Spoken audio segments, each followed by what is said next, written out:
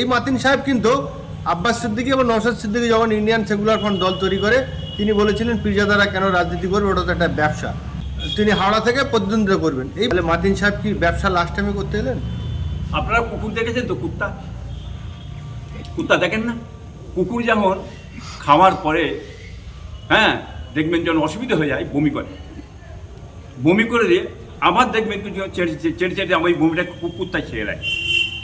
কি বলছেন? অতএব যার কথা বলছেন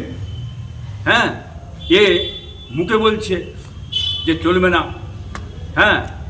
আপনার যে কথা বলে সেই কথা বলে উনি সেই কাজ করছেন, উনি নেমেছেন। কি বুঝলেন? উনি ছোটো বড়ো কথাবার্তা বলেছেন, করা যাবে না, না যায়, হারাম, বিশ্বাসরা করবে কেন, কি বুঝলেন বলেছেন। আজকে আপনারা দেখুন তার প্রমাণটা কেমন হচ্ছে।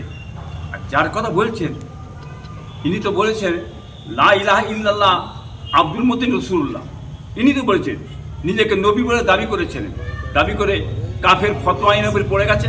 বড় মাওলানা আবু বকর সাহেব কাফের ফতোয়া দিয়ে দিয়েছে, এনায়েতুল আব্বাস সাহেব ফতোয়া দিয়েছে, মৌলানা কফিলউদ্দিন সাহেব ফতোয়া দিয়ে দিয়েছে কাফের বলে। কি মেনেন?